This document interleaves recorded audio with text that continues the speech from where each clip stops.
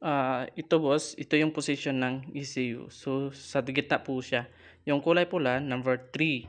And then, yung wiring na kulay itim, number 7. So, ganyan yung yung process ng paglagay ng wiring sa Aerox at saka sa NMAX 3 and 7.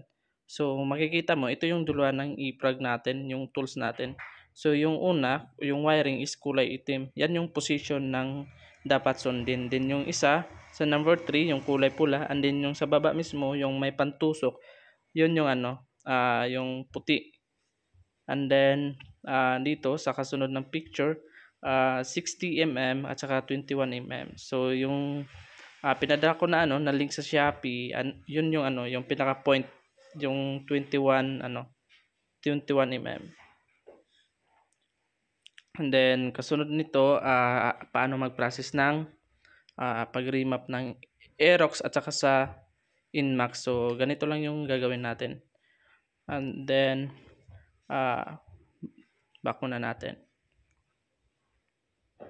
Then Motorola, punta kayo dyan. And then scroll down, yung pinakahuling folder, yung i-click ko ngayon yan. And then 256. Then pag right nyo po dyan, open file po kayo. And then hanapin nyo po yung bin file ng Aerox or ng ECU. And then pati sa P+, ganun din, open file. And then yun pa rin, sabay pa rin, open file. And then punta kayo sa D-flash.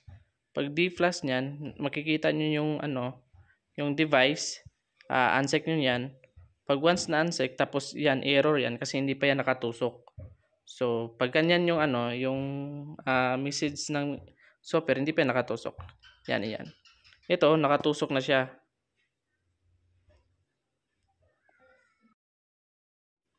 Yan, right na. And then, dapat hindi matanggal yung yung tusok niya hanggang sa matapos. So, right plus na yan. Abot niyan siya hanggang sa 100.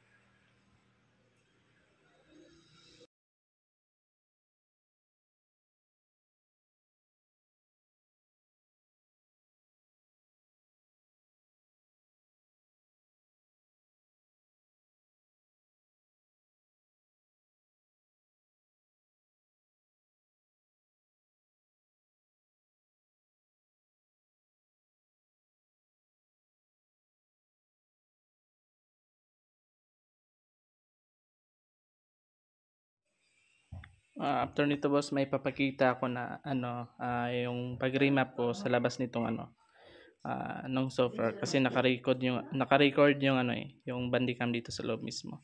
So ito yung nangyari kanina.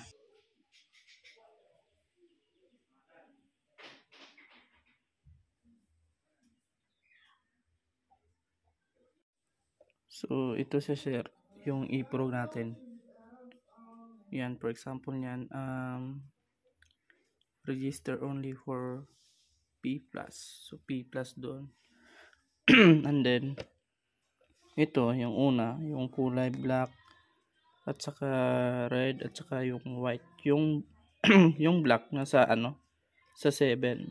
Tapos yung red nasa number 3. So ito yung itsura ng Yan. Dapat ganyan yung kumbaga yung position ng ng ECU. So dito ka sa gitna. Yan. Yung pula, yung pula number 3, then yung black number 7.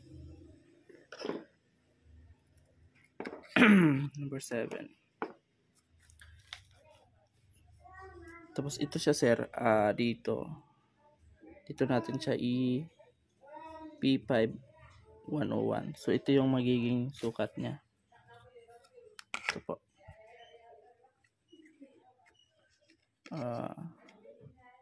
Yan.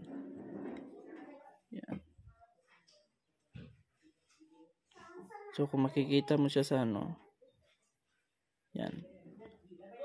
Doon yun na yun, tatama yung tusok natin, yung kulay white.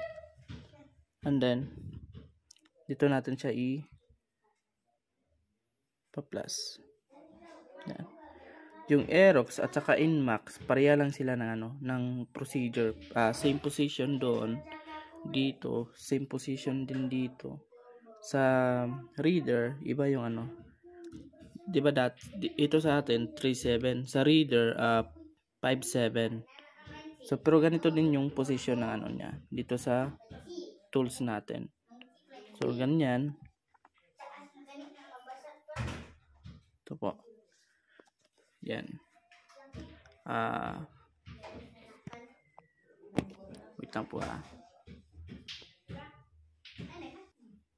So, ito na siya, sir.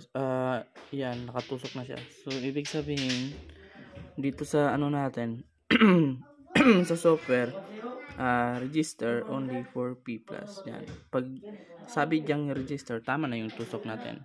Diba? Kung hindi natin siya itusok, tingnan mo yung mangyayari. I-uncheck natin yan. I-uncheck natin. Check natin. Yan. Yan. Error not answer of sync. Kahit i-uncheck natin yan, wala talagang mangyayari dyan. Pero pag tinusok natin yan, dito sa dito. Tapos, try natin siya, kasi ako lang isa. Yan, uncheck. Yan po. Register na siya kasi naka pinpoint talaga. Tamang tusok. So, yun yung process ng Aerox at saka yung sa Inmax.